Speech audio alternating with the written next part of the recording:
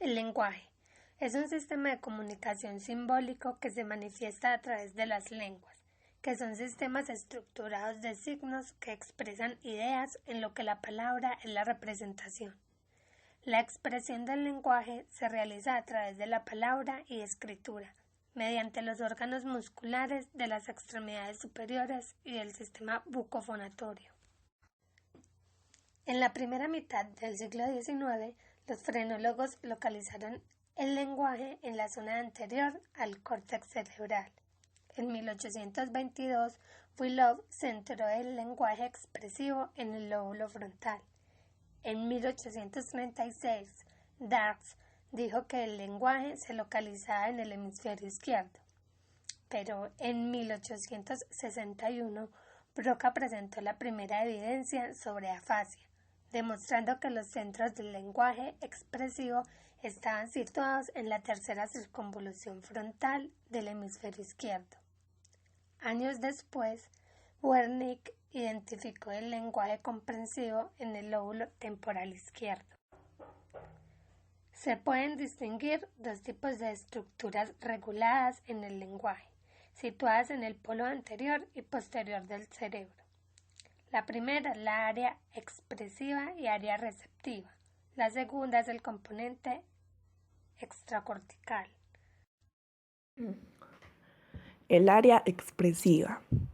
El área expresiva es un proceso complejo que comprende la pronunciación, supone una actividad motora precisa y una organización serial bien establecida, por ejemplo, la estructura general de una frase u oración, por lo cual intervienen varias áreas del encéfalo.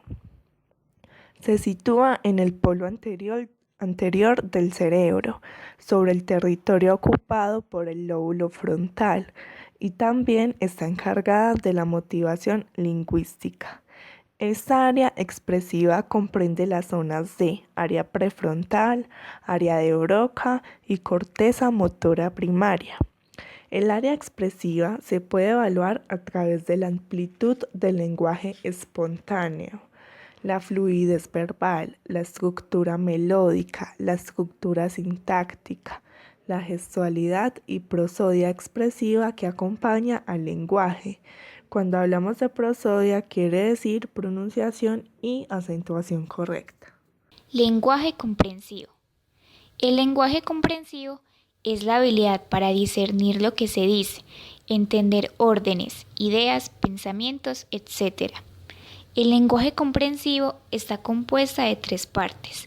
La primera es la comprensión auditiva del lenguaje hablado. La segunda es la comprensión de la entonación y la prosodia.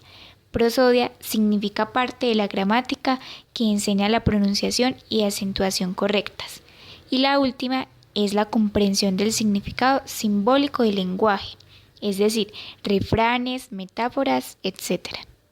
En el proceso de desarrollo del lenguaje comprensivo se incrementa el léxico del niño. Por este motivo, las primeras palabras que se le enseñan al niño deben estar relacionadas con elementos de su entorno. De esta manera, no solo adquiere nuevas palabras, sino que también aprende a estructurar el lenguaje. Trastornos del habla. La lesión del sistema nervioso o de los órganos bucofonatorios pueden producir diversos trastornos del habla que afectan el grado, la forma, la intensidad, tiempo, cantidad, calidad o ritmo lingüístico. Podemos referirnos a 5 patologías: disfemia, disatria, dislalia, disglosia y disfonía, y algunos trastornos: la afasia, alexia, agrafia, acalculia, entre otros. Hoy les voy a hablar de la dislexia, que es un tipo de alexia. Está la dislexia superficial y dislexia profunda. La dislexia superficial, incapacidad para reconocer las palabras directamente, al estar alterada la vía léxica de acceso a la lectura, por lo que solo pueden realizar una lectura fonológica utilizando relaciones letra-sonido. Las palabras solamente son comprendidas cuando se pronuncian. y la dislexia profunda. Es un trastorno adquirido de la lectura que está causado por lecciones muy amplias del hemisferio izquierdo y se asocia a la alexia fonológica. Las palabras pueden ser leídas correctamente, aunque son habitualmente con muchos errores semánticos, gramaticales.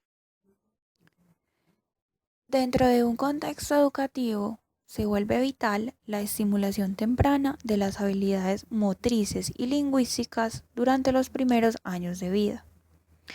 Pero, ¿cómo fortalecer el lenguaje en los niños?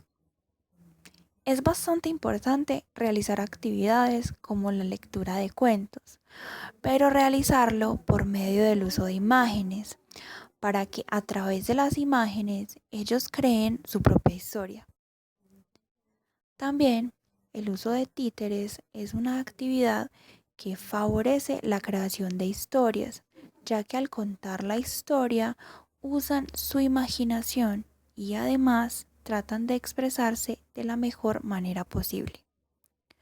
Por último, fomentar la lectura, tanto en el hogar como en la escuela, es vital para la adquisición de nuevo vocabulario.